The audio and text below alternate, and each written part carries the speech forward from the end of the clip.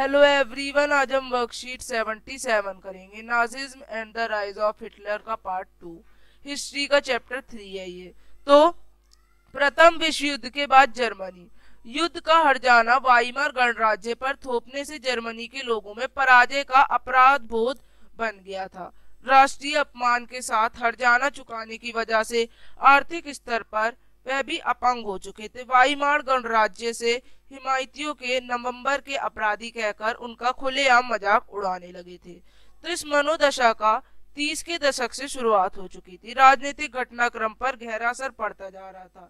अब समाज में सिपाहियों को आम नागरिकों के मुकाबले ज्यादा सम्मान दिया जाने लगा।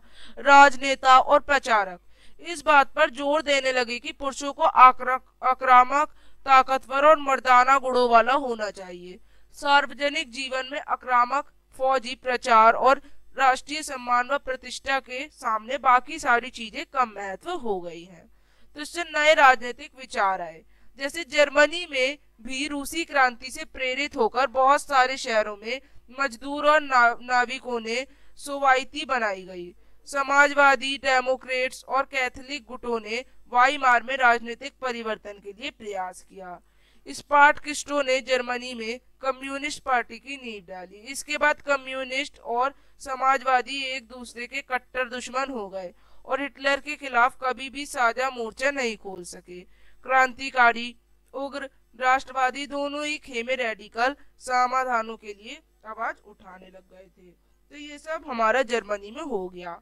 अब आइए आर्थिक संकट क्या है।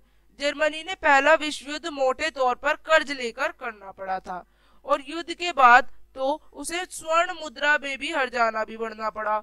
इस बारे में दोहराए भोज में जर्मनी के स्वर्ण भंडार लगभग समाप्त होने की स्थिति पर आ गए।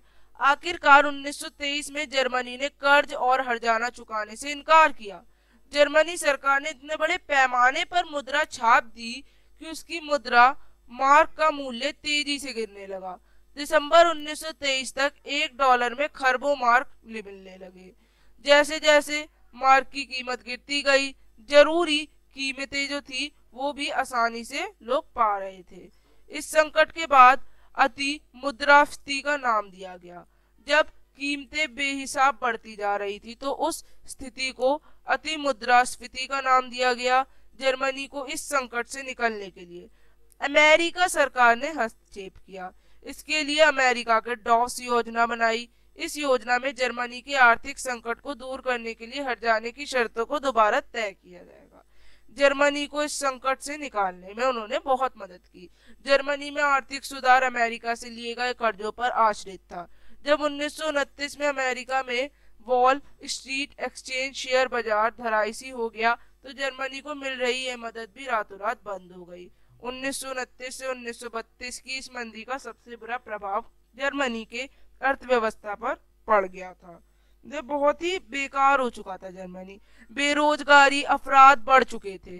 लोकतांत्रिक संसदीय व्यवस्था में भी लोगों ने विश्वास खत्म कर दिया था। तो आइए अब क्वेश्चंस करते हैं। पहला, प्रथम विश्व युद्ध के जर्मनी पर आर्थिक प्रभाव। आर्थिक रूप से जर्मनी को बहुत नुकसान हुआ क्योंकि नए बीमार गणराज्यों को मित्र राष्ट्रों के युद्ध के लिए 6 बिलियन की राशि का मुआवजा देना पड़ा। जर्मनी ने अपने विदेशी उपनिवेशों को खो दिया क्योंकि उन्हें संबंध शक्तियों के बीच जोड़ा और वितरित किया था। अब वाइमार गणराज्य के सामने क्या चुनौतियां थी। वीमार गणराज्य को वर्साई की अपमानजनक संधि पर हस्ताक्षर करना पड़ा था। दूसरा, इस गणराज्य ने युद्ध अपराध को भोज रोया और मुआवजे का भुगतान करने के लिए मजबूर होने की आर्थिक रूप से अपंग हो गए। अति मुद्रास्फीति ने जर्मन चिन्ह का मूल्य बना दिया और आम आदमी के लिए अत्यधिक कठिनाई बढ़ गई। तीसरा, प्रथम विश्व युद्ध के बाद जर्मनी में नए राजनीतिक विचारों के उदय से क्या कारण है। रूसी क्रांति से प्रेरणा लेकर जर्मनी के कई शहरों में श्रमिक और नाविकों की सोसाइटी स्थापित हो गई।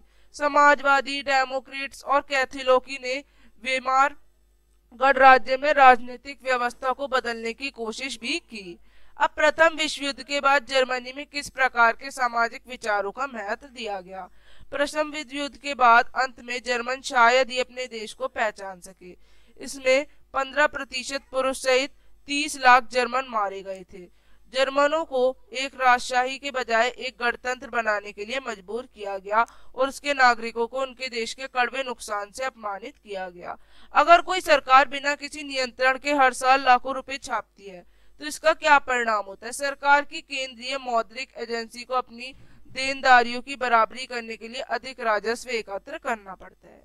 तो इस तरह से आप ये वर्कशीट कंप्लीट करेंगे। अब हम मिलेंगे अगली वर्कशीट्स के संग।